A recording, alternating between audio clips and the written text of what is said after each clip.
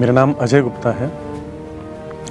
मैं मुरैना डिस्ट्रिक्ट से बिलोंग करता हूँ एंड MPPSC 2020 की परीक्षा में मुझे प्रथम स्थान प्राप्त हुआ है। मेरी इनिशियल एजुकेशन मुरैना से ही हुई है। उसके बाद मैंने IT में इंजीनियरिंग किया है ACS ITS इंदौर से।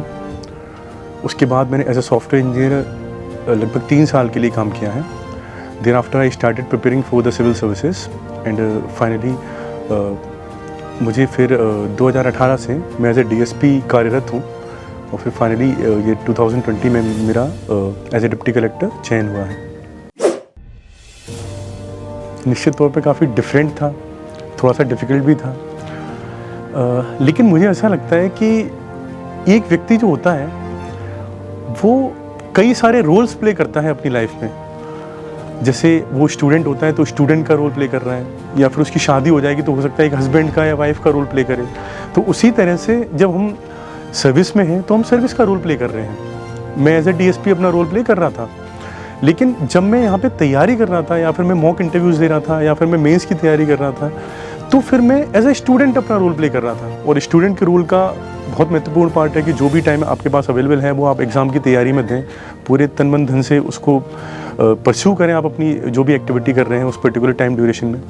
तो यही है कि हमारा रोल्स को सेग्रीगेशन होना कर पाना बहुत ज़रूरी है। जब आप अपना काम कर रहे हैं, अपनी प्रोफेशनल ड्यूटीज़ का निर्वहन कर रहे हैं, तो वो काम आप पूरे मन से करें।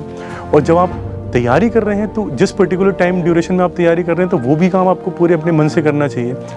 तो कहने का मतलब ये है कि जो भी करें पूरे मन से करें, तभी उसमें सफलता प्राप्त होती है और तभी हम उसको 100% उससे कर पाते हैं।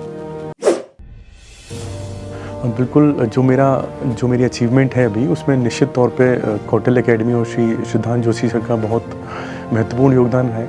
सर से मैं पहली बार 2018 का जो मेरा इंटरव्यू अटेम्प्ट था उसके दौरान मैं सर से जुड़ा। सर ने मुझे उस टाइम पे भी बहुत अच्छे से गाइड किया था और उसके बाद से लगातार मैं सर से जुड़ा हुआ हूँ विभिन्न माध्यम से। चूँकि मैं वर्किंग था तो सर से काफ़ी बार ऑनलाइन भी मैं चर्चा कर लेता था अपनी समस्याओं के बारे में, और सर ने हमेशा गाइड किया है मुझे। इस बार का भी जो अटेम्प्ट था सर ने मुझे कंटिन्यूसली गाइड किया उसके लिए, जिसमें इनका बहुत योगदान रहा कि मेरी इतनी अच्छी रैंक आ पाई है अभी यहाँ पे। तो निश्चित तौर पे उसके लिए मैं धन्यवाद प्रेषित करना चाहूँगा सर को। अब मुझे लगता है एक वेल फॉर्मुलेटेड स्ट्रेटजी जो कि आपकी जो नीड्स हैं, आपकी जो सर्कमस्टेंसेस हैं, आपके पास जो टाइम की अवेलेबिलिटी है उसके अकॉर्डिंग डिज़ाइन की गई है। तो वो स्ट्रेटजी को आप अच्छे से फॉर्मुलेट करिए। उस स्ट्रेटजी को फॉर्मुलेट करने के बाद उस पर बिल्कुल ज़्यादा से ज़्यादा उससे कंप्लाई रहने की कोशिश करिए। अपने टाइम को बहुत अच्छे से मैनेज करिए। देखिए कि एग्ज़ाम की डिमांड क्या है। हर एग्ज़ाम की एक डिमांड होती है, उस डिमांड के हिसाब से हमें खुद को बदलना होता है। तो वो मुझे लगता है कि सबसे महत्वपूर्ण तरीका होता है। अब यहाँ पे चूँकि MPPSC जो है उसके 3 फेजेस हैं, प्रीलिम्स, मेंस और इंटरव्यू, और हर फेज़ की अपनी अपनी एक डिमांड है। तो उस डिमांड के अकॉर्डिंग आप अपनी तैयारी रखें। अगर रटने की डिमांड है एग्जामिनेशन की या उस पर्टिकुलर क्वेश्चन की या उस पर्टिकुलर सब्जेक्ट की, तो आप उसमें रटना भी पड़ेगा।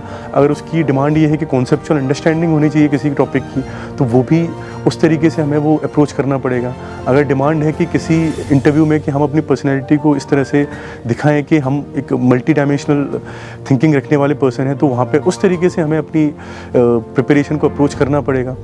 तो depending upon the demand of the examination और वो पर्टिकुलर टॉपिक या पर्टिकुलर क्वेश्चन जो हम अप्रोच कर रहे हैं, उस तरीके से हम अपनी प्रिपरेशन को मोल्ड करें और जो भी टाइम फ्रेम अवेलेबल है उसके अकॉर्डिंग अपनी अप्रोच को इम्प्लीमेंट करने की कोशिश करें। तो मुझे लगता है कि निश्चित तौर पे सफलता प्राप्त होती है।